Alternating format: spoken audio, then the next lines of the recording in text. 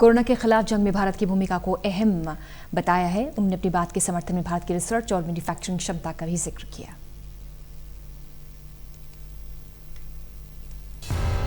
जाने माने उद्योगपति और माइक्रोसॉफ्ट के सह संस्थापक बिल गेट्स ने एक बार फिर कोरोना वायरस के खिलाफ जारी लड़ाई में भारत के अहम योगदान की बात कही है।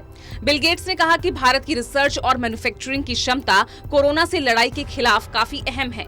बिल गेट्स ने ये बात प्रधानमंत्री नरेंद्र मोदी द्वारा दिए गए ग्रैंड चैलेंजेस एनुअल मीटिंग 2020 में संबोधन को लेकर कही। गौरतलब है कि सोमवार को प्रधानमंत्री नरेंद्र मोदी ने ग्रैंड चैलेंजेस एनुअल मीटिंग 2020 को संबोधित किया था, जहां दुनिया में कई क्षेत्रों में हो रहे इनोवेशन और उसमें भारत के रोल पर बात की थी। इस दौरान पीएम मोदी ने कहा था कि भारत में हमारे पास एक मजबूत और जीवंत वैज्ञानिक समुदाय है। हमारे पास अच्छे वैज्ञानिक संस्थान भी हैं। कोरोना से लड़ते हुए वो विशेष रूप से पिछले कुछ महीनों के दौरान भारत की सबसे बड़ी संपत्ति रहे हैं। इससे पहले भी कई मौकों पर बिल गेट्स कोरोना संकट के खिलाफ भारत की भूमिका पर बात कर चुके हैं और इसे पूरी दुनिया के लिए अहम बता चुके हैं। दरअसल भारत उन देशों में शामिल है जो दुनिया के सबसे बड़े मेडिसिन प्रोड्यूसर हैं। ऐसे में दुनिया में वैक्सीन बनाने की सबसे अधिक क्षमता भारत के पास है। यही कारण है कि भारत में इस वक्त देसी कोविड वैक्सीन के अलावा ऑक्सफोर्ड की कोरोना वैक्सीन, रूस की वैक्सीन के भी ट्रायल चल रहे हैं, ताकि मंजूरी मिलने के बाद भारत में इसके प्रोडक्शन को बढ़ाया जा सके और दुनिया की खपत से मेल खाया जा सके। तो वहीं विशेषज्ञों का मानना है कि देसी कोरोना वैक्सीन को लॉन्च होने के लिए कम से कम अगले साल का इंतजार करना होगा। उससे पहले रूस की Covid vaccine Sputnik V Bharat में उपलब्ध हो सकती है, बशर्ते वो रेगुलेटरी क्लियरेंस हासिल कर ले। दिल्ली की मैनकाइंड फार्मा ने RDIF के साथ स्पुतनिक वी की भारत में मार्केटिंग और डिस्ट्रीब्यूशन के लिए डील की है।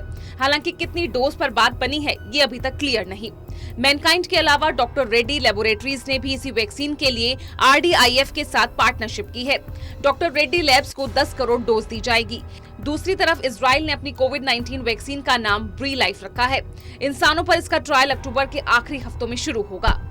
इजराइल ने अगस्त में ही दावा किया था कि उसने कोरोना की वैक्सीन बना ली है। डॉक्टर रेड्डी लैब्स के मुताबिक उन्हें drug controller general of India ने स्पुतनिक वी के फेज 2 और 3 क्लिनिकल ट्रायल की मंजूरी मिल गई है।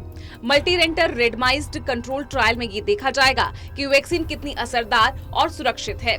ये टीका Gambia national research institute of epidemiology and microbiology ने तैयार किया है। स्पुतनिक वी दुनिया की पहली ऐसी वैक्सीन है जो रजिस्टर्ड हुई है। फिलहाल रूस में इसका फेज 3 चल रहा है। इजराइल ने अपनी कोविड वैक्सीन का नाम ब्री लाइफ रखा है। ये vaccine Israel institute of biological research ने तैयार की है। IIBR की डायरेक्टर जनरल के अनुसार ब्री का हिब्रू भाषा में मतलब स्वास्थ्य होता है। इल का मतलब इजराइल और जीवन। वैक्सीन को फेज 1 ह्यूमन ट्रायल 2 सेंटर्स पर होगा। पहले फेज में 100 लोगों पर ट्रायल होगा। सेफ साबित होने पर वैक्सीन का दूसरे फेज में 1000 लोगों पर ट्रायल किया जाएगा। विश्व में हर दिन बड़ी संख्या में लोग कोरोना की चपेट में आ रहे हैं। उसे देखते हुए सभी देशों के सामने जल्द से जल्द कोरोना की वैक्सीन खोजने की चुनौती है।